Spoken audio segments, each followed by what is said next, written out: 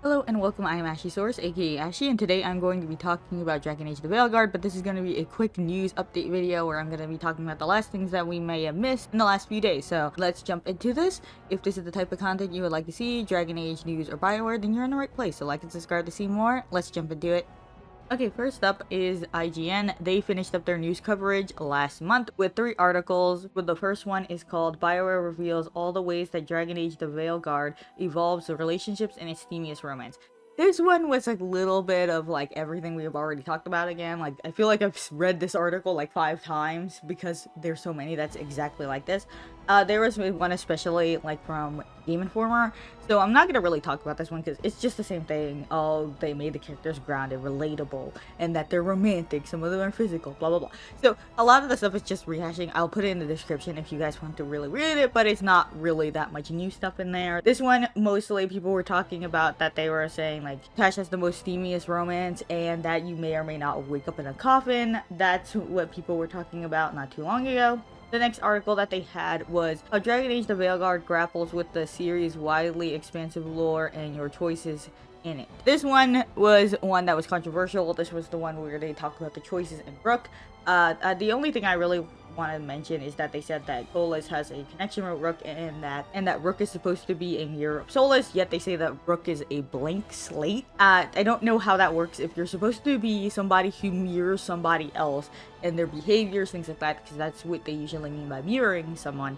I don't know how that's going to work for a creative character if you're going to have somebody mirror someone else's like personality and things like that. I think that's a bit weird to say that they have a blank slate and then have it that they mirror someone else. That's just weird, but I'll see how that ends up after launch. They were also talking about how Rook only knew Varric and Harding for a little while before jumping into the game, so you're still learning about them while you play the game. They also talk about how you're going to have to gain reputation because you're not going to be waving around like some documents or a glowing hand and then get them to listen to you. You have to earn their trust and respect from the groups that are in Thetis. When they were asked about Morgan, they said that you can expect more of her than what you were expecting, but she has always been a VIP standby character in the Dragon Age series, and that she always has her presence there when the world-shaping events happen.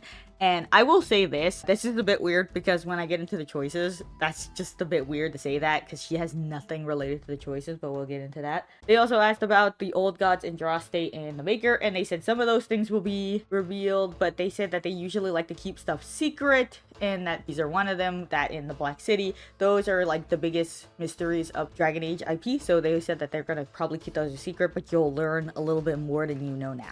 Now we go on to the Inquisitors part, and I have some quotes that they were saying. When they asked about how the Inquisitors show up, the game director said you're going to want to see it for yourself, but that they'll have a very interesting contributions given to their relationship with Solas, which can be quite complicated as a Sylvalan player. Quote continues, don't judge me too hard as a Sylvalan player. You know how complex the relationship between the Inquisitor and Solas could be. That is something that we needed to pay off, and I'm happy to say that I think we did. John Epler acknowledges that the Inquisitor obviously has a personal relationship with Solas. Quote, whether you're Sylvalan and you've romanced Solas, or even just another Inquisitor, you journeyed with Solas for quite some time. And I could say that the Inquisitor, to some degree, feels guilty or responsible for what Solas is doing to the world. So while we're not going to get into details about the role that they may play, they absolutely are somebody who is going to be interested and invested in the outcome of Rook's journey in the Veilguard. I will say, for my personal canon, my Inquisitor does not feel bad for Solas or like feel guilty. They are more frustrated that this guy they trusted, they were going to do anything for, he ends up betraying them. That's why my Inquisitor's mad about it, but we'll get more into that in the future and see how that works out. Then we go on to the choices, and the choices were for the past adventure section, and I talked about this in my last video and kind of ranted about that, was that you have to remake your character, you have decisions that are who you romance, they are still gender and lineage locked, like in Inquisition, and whether you disbanded the Inquisition, and whether you vowed to stop Solas or save him. They say that it was because they're going to Northern Thetis, and that they didn't want to contradict players' choices, but I'm gonna be honest with you, if it was really about Northern Thetis, then why do characters in Origins and all the other games they still are affected by the same choices that the Warden did and stuff like that. Like, if you go into Dragon Age 2, there's still stuff that happened from the Warden. Then there's places like, you know, we get a bunch of board missions for other places in Dragon Age Inquisition, and they're like being afraid that they're being affected. So why does it matter that it's only in Southern Thedas that all these choices, these really big choices like the Divine and, you know, the Well, that's a big choice I thought they were going to talk about. In, like, you know, the Wardens, you're going to meet the Wardens, so you thought that was going to be a really big choice, and that's not there. So that's why I'm like, I don't get why you're saying it's because of Northern Thedas. A lot of people from Northern Thedas went to Southern Thedas during the Blight and things like that, or they were affected in that. But suddenly, when you go to Northern Thedas, none of that stuff is affected, even though in Inquisition, Winter was affected by everything that was happening in Inquisition, so that doesn't make any sense. I just feel like that was more a weird excuse.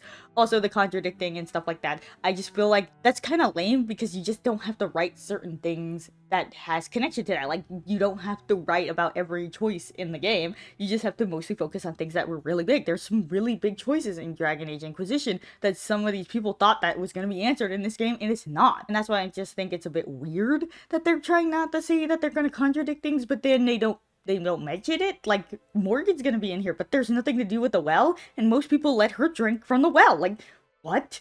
I just don't get that. That doesn't make any sense. Like, are we just not gonna mention anything that happened in Inquisition with Morgan? That's a bit weird, because we're gonna have the Inquisitor, and it makes me wonder what's the point of the Inquisitor, because the Inquisitor did nothing for 10 years and allowed Varric and Harding, of all people, to find Solus. So I just don't get this. This is just weird choices. I know that the whole point is that they're probably going to do it for Sylvain. I just wonder how this is going to work for people who did not like Solus in Dragon Age Inquisition, like those people who just didn't want to and they wanted to fight Solus and things like that. Like, for me, it's more of like the conflict. What is going to be the conflict for mine, who was like, you know, you betrayed me, and then other people who just like, I wanted to stop Solus, I wanted to kill Solus, like that kind of thing. Like, there's going to be people who have those choices, and I wonder how that's going to affect when it comes to that, because you only have 4 choices, and that's less than what I thought it was. But weird.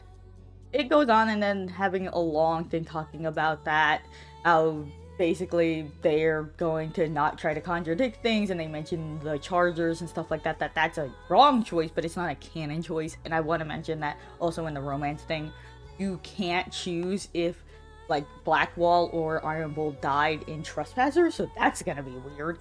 I don't know how that's gonna work, and it's just weird. And then on the other hand, if you play as the Elven Inquisitor, I didn't notice this until someone on Twitter said this, but you can't choose your class, so you're stuck as an able hunter, and you're only an able hunter if you're not a mage. So no matter what, you can't choose your class. And people try to mention Dragon Age Inquisition with Hawk, but in the ending, Hawk, you could actually choose who dies and stuff like that, like his brother or sister, or, you know, Hawk's brother or sister, and you can also choose that kind of stuff, and that shows that you're a mage or a warrior / rogue. But even with that, they also have it that you can choose between if you're a warrior, rogue, or a mage in there, I'm pretty sure, in the keep. And then they also have it in the game that they're wearing armor based stuff, of whichever one you had it. So it does carry over from the keep. That does happen, because my sister has a rogue one, and she wears the rogue armor, and she's a rogue, whereas mine's a mage, and she's a mage in the game. So there is a choice to do that in Dragon Age Inquisition. I don't think that the Inquisitors fighting in this, and this is another reason why I don't understand the Inquisitors' like whole point of being in the story, if they have nothing to do with what's going on anymore, except that they were friends with Solus. That's just a bit weird.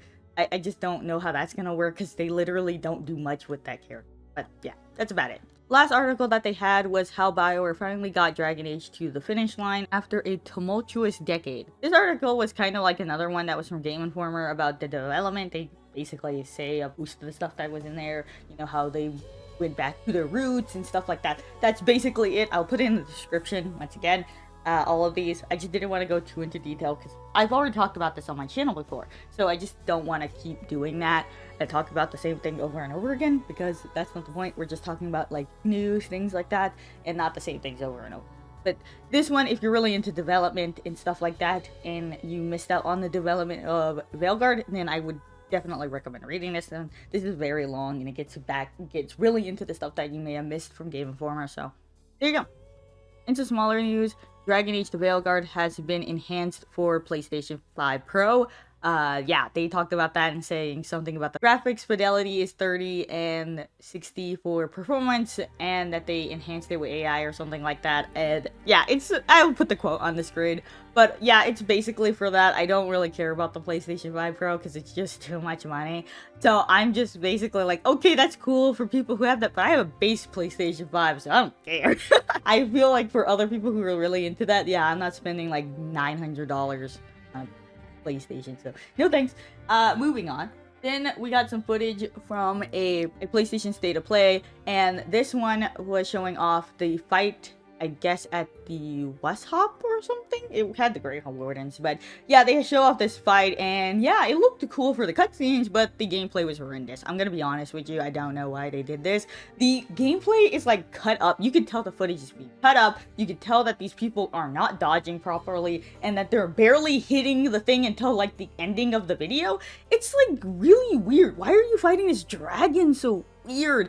It's just not the best way to show off this combat. I just don't think it looks that good. I'm gonna have it playing over the screen, so I'm just gonna say that, yeah, to be honest, this gameplay didn't look that good, and I heard other people saying the same thing, and I'm gonna agree with them too, that it just doesn't look that good.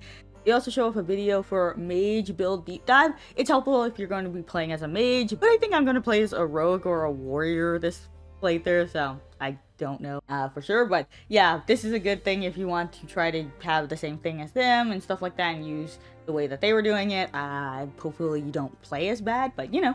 And the last thing that was announced, I think yesterday, it was kind of out there before, a little bit before, but the main theme of Dragon Age the Veilguard has been released. They posted a tweet, and they also posted a blog post about it. It mentions how Hans Zimmer and Lauren Belth is now the composers for Dragon Age the Veilguard, and that's it. We're basically at the ending of the marketing for Dragon Age, at least for now. There's about to finish up Bells of Vengeance. I was supposed to be talking about that, but I haven't listened to it that much, so that's why we never talked about it. But yeah, that's basically it for now for this video. I'm trying to make it shortish so I can get it up as soon as possible. But yeah, I just wanted to record stuff to talk about this, and I got some other videos I want to upload, so I needed something quick, and I couldn't record almost all week because I wasn't feeling the best. So now I am able to record this and just talk about it. This is it for this video. How did you guys feel about everything that was shown off and talked about in this video? If you have any opinions, leave them down below, and I'll see you in the next video. Thank you guys so much for watching. Bye! Whoa, whoa, whoa, I'm just a man missing you. Please understand, without you